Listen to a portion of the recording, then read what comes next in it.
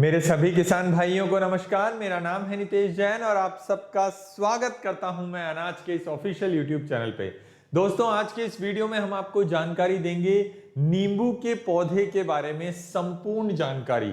जी हाँ दोस्तों, इस वीडियो के माध्यम से शुरुआत से अंत तक आपको अलग अलग चैप्टर्स के हिसाब से जानकारी देंगे। टोटल 9 चैप्टर्स बनाए हमने। वीडियो काफी लंबा होने वाला है, तो सबसे पहले हम फसल से संबंधित जानकारी देंगे, उपयुक्त मिट्टी, जलवायु और तापमान के बारे में बताएंगे, खेत की तैयारी किस प्रकार करनी है उसके बारे में बताएंगे, उसकी किस्में बताएंगे, पौधे रोपाई का सही समय और सही तरीका कौन सा होता है वो बताएंगे, सिंचाई, रोग निदान, तुड़ाई, पैदावार और लाभ, और नींबू की खेती करते समय सावधानियां क्या क्या रखनी चाहिए, उन सब के बारे में जानकारी देंगे। तो दोस्तों बने रहिए हमारे साथ में, और अभी तक भी अगर वीडियो को लाइक नहीं किया है तो सबसे पहले वीडियो को लाइक कर लीजिए। आइए दोस्तों शुरुआत करते हैं वीडियो की। कि सबसे पहले आपको फसल से संबंधित हल्की फुल्की जानकारी दे देते हैं। नींबू की खेती अधिक मुनाफे वाली खेती के रूप में की जाती है। इसका पौधा एक वर्ष एक बार पूर्ण होने पर, विकसित हो जाने पर कई वर्षों तक पैदावार देता है। मतलब एक बार पौधा उगने में समय तो लेता है, लेकिन अगर एक बार विकसित हो जाता है तो लगभग 30-40 साल तक उसमें पैदावार आती है। ये कम खर्च में अधिक मुनाफे वाली फसल है। इसके पौधे को केवल एक बार लगाने के बाद 10 वर्ष तक पैदावार प्राप्त कर सकते हैं। किसी केस में 30-30 साल तक भी पैदावार आती है। पौध लगाने के बाद केवल इन्हें देखरेख की आवश्यकता होती है। इसकी पैदावार भी प्रति वर्ष बढ़ती ही जाती है। जितना जितना पौधा पुराना होता है उतनी पैदावार बढ़ती जाती है।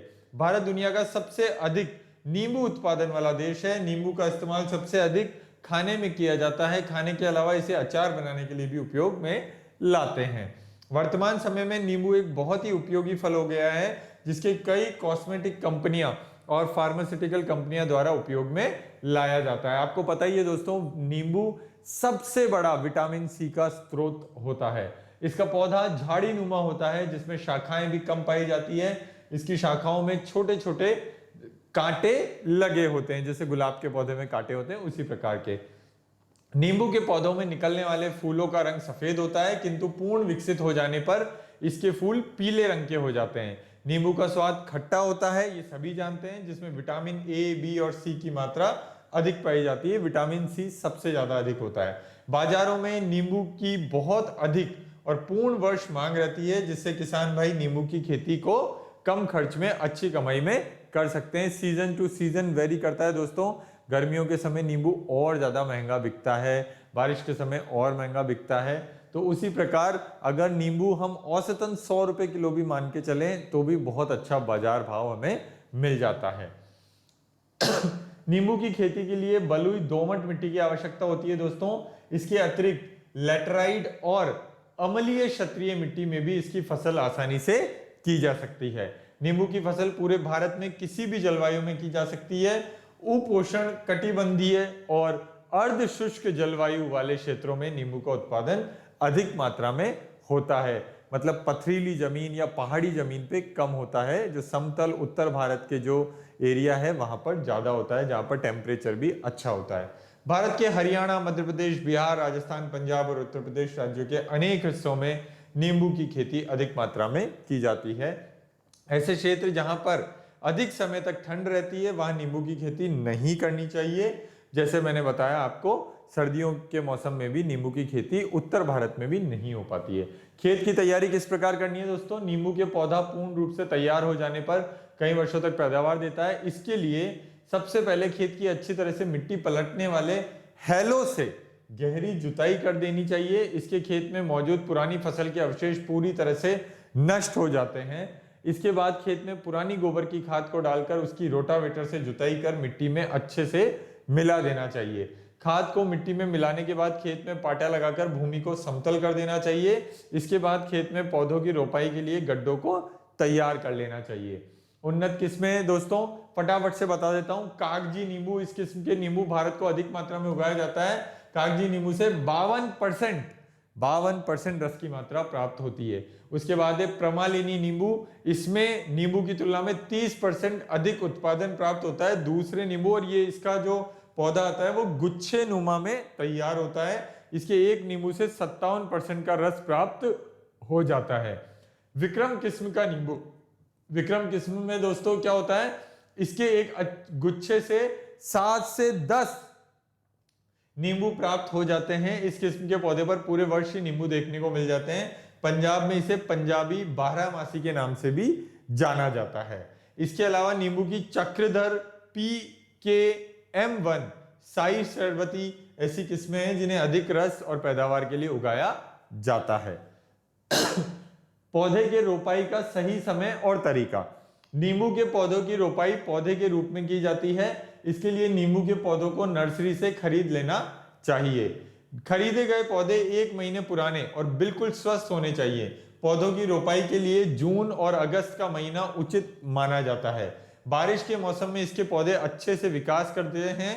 पौध रोपाई के बाद इसके पौधे 3 से 4 वर्ष बाद उत्पादन देने के लिए तैयार हो जाते हैं।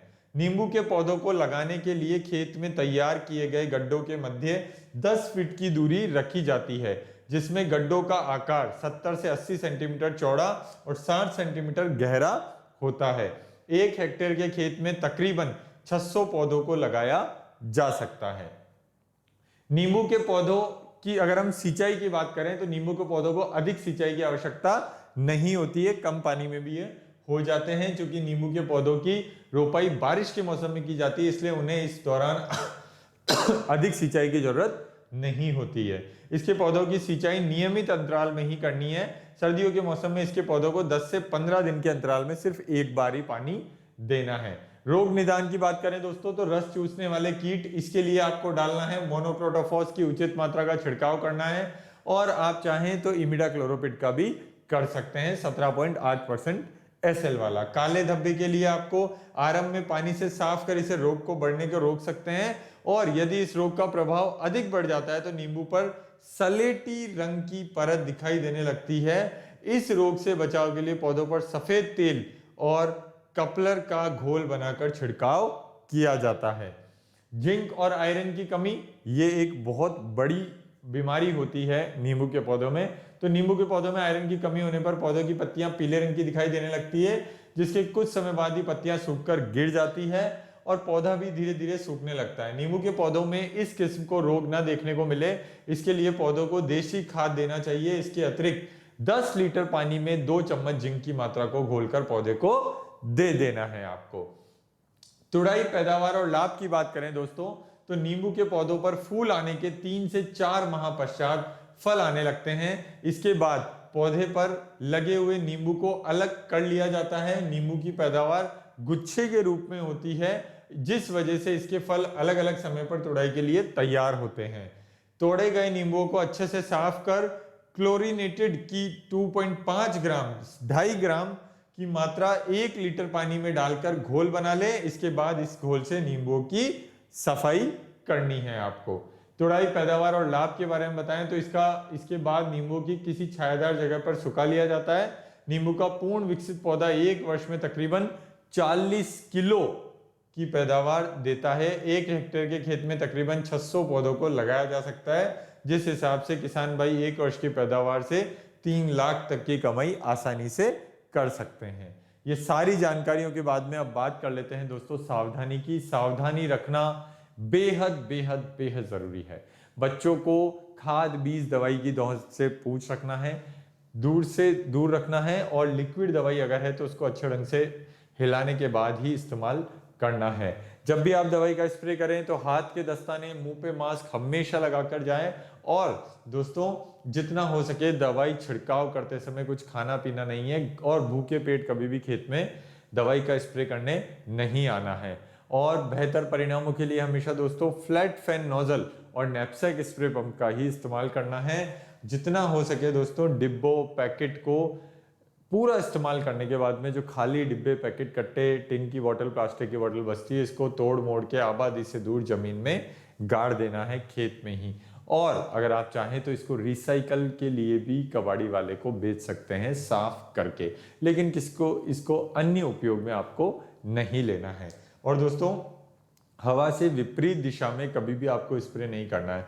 जिस दिशा में हवा बह रही है उसी दिशा में आपको स्प्रे करना है, ताकि दवाई की एकमात्र बूंद भी वेस्ट नहीं जाए और आसपास के खेतों में भी नहीं लगे, और दवाई का जहां पर आपको स्प्रे करना है वहीं पर ही दवाई का घोल जाकर गिरे। और सबसे महत्वपूर्ण बात, मधुमक्खी पालन के क्षेत्र में, मछली पालन के क्षेत्र में दवाई का प्रयोग बहुत ही सावधानी पूर्वक करना है। हवा या पानी के माध्यम से उनको किसी प्रकार का कोई नुकसान नहीं पहुंचना चाहिए। ये थी तमाम जानकारी नींबू के बारे में, तमाम सावधानियां नींबू की खेती करते समय आपको जो अपनानी है, और ये पूरा वीडियो था नींबू की खेती किस प्रकार होती है उसके बारे में। आने वाले वीडियो में हम आपको जानकारी देंगे कीनू की खेती के बारे में। जी हाँ दोस्तों, कीनू जो भी एक संतरे का ही प्रकार होता है, उसकी खेती आपको किस तरीके से करनी है, कैसे ये खेती बहुत ज्यादा मुनाफेदार होती जा रही है, और कैसे आपको इसमें और मोटा मुनाफा कम लागत में निकालना है, कैसे किसान की आय दुगनी करनी है। अगर ये जानना है तो आपको ये आगे आने वाला वीडियो जरूर देखना है। दोस्तों अभी लेते हैं आपसे विराम। वीडियो पसंद आया हो तो प्लीज इस वीडियो को लाइक करें, ज्यादा पसंद आया हो तो इसको शेयर अपने किसान भाइयों के साथ में जरूर करें। नोटिफिकेशन का घंटी वाला बेल आइकन जरूर दबा लीजिए, और हां, चैनल को सब्सक्राइब नहीं किया हो तो सबसे पहले चैनल को सब्सक्राइब कर लीजिए। दोस्तों आशा करते हैं आपको हमारी जानकारियां पसंद आ रही होगी, और नोटिफिकेशन के बेल आइकन दबाने से आपको आने वाले वीडियोस की जानकारी पहले ही मिलती रहेगी। तो दोस्तों यहीं लेते हैं विराम। आशा करते हैं आप हमें ऐसे ही प्यार देते रहेंगे। दोस्तों नमस्कार।